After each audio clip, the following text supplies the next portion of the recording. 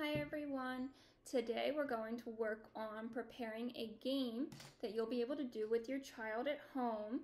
And what it is it's a fun little review game that can also work on other skills like turn taking with a family member at home. So let's get started. We're just going to need some popsicle sticks, a cup, and some kind of marker or a pen, something to write on the popsicle sticks with.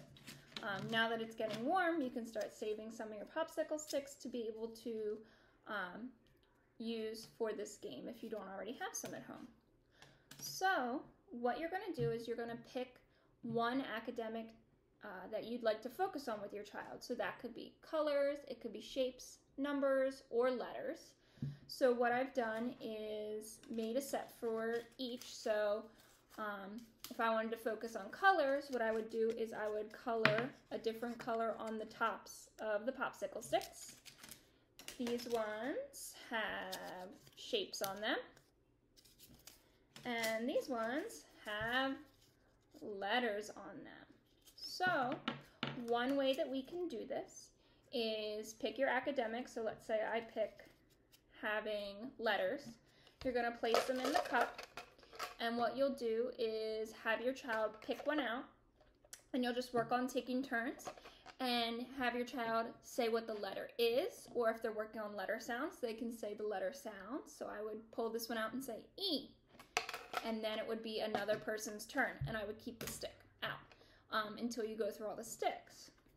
Now to add on to it, instead of saying the letter or the shape or the color, we can also modify it with the use of some papers. So what I did here is I just took some little scrap pieces of paper and put the same colors that are on the popsicle sticks on them, and I will lay them on the table and put the colors in, and we'll take turns pulling out the color. So if I can't say the word green, I can match it to the green paper. And you can do the same thing with your shapes. I made little shapes on pieces of paper. They don't have to be perfect. I'm not a great drawer myself. And your child and whoever wants to play can take turns pulling them out. And if I can't say star, I can match it onto the star paper. You can do the same thing with letters. Here I have the letters all drawn out. Okay, so I pull out a letter, and if I can't say it, I can match it to the letter. Or if you already know all the uppercase letters, you could match them to lowercase letters. So I would match big B to little b, and I would place it right on top. Okay, so that's one way that you can play it. Another way that you can play it is that it will become a game called Kaboom. And this is a great game to work on with kids who do need to learn that they don't always win at everything, and just working on handling and using coping skills when they do lose a game. So what you would do to play Kaboom is you would pick your academic. So I'm just going to keep the letters in since I already have in there. So you'd have all the letters in here. And then you might add 1 to 5 popsicle sticks, and you're just going to write Kaboom down them, and you're going to mix them in, okay? And then you're going to take turns with your child to pull out a stick. And so I would say B, or I would match B. And we would keep going, and then the first person to pick a Kaboom, the whole group yells Kaboom! And that person ends up losing that round.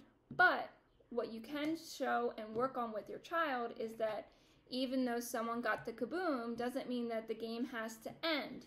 You can put all the sticks back in and start over again.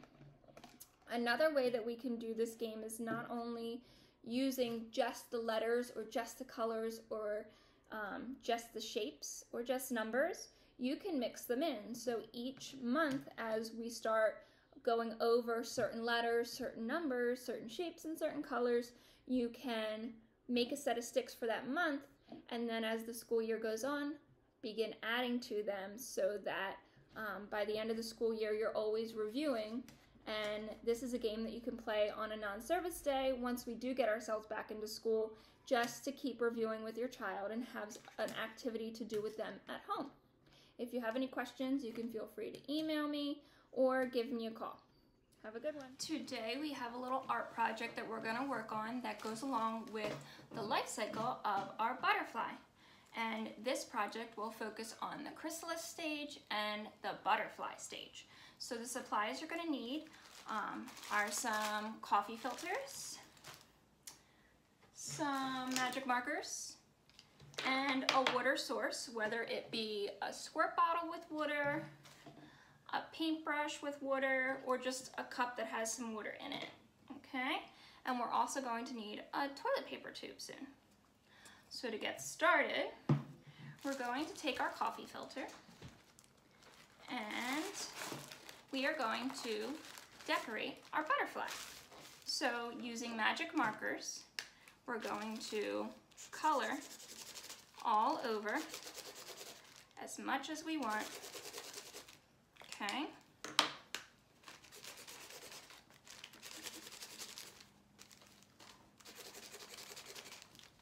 I'm doing mine quickly for project and video's sake.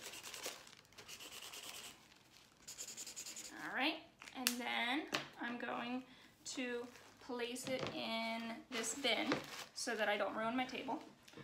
And you can use whatever water source that you would like to.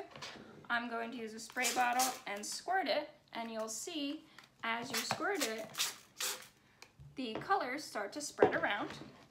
You can also use a paintbrush,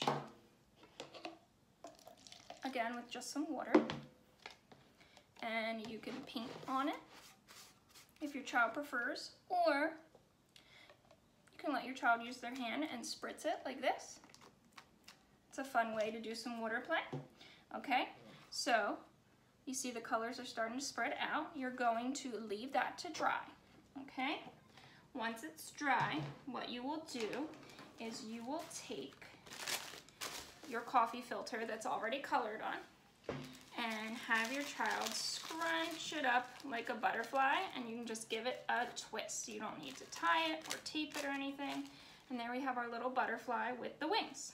So this is where our life cycle comes in. What I want to focus on with this project is how the caterpillar forms a chrysalis, and out of the chrysalis comes a butterfly. So what we're going to do is we're going to use our toilet paper tube as the chrysalis and our coffee filter butterfly, and we're going to fold up our butterfly, and we're going to place it in.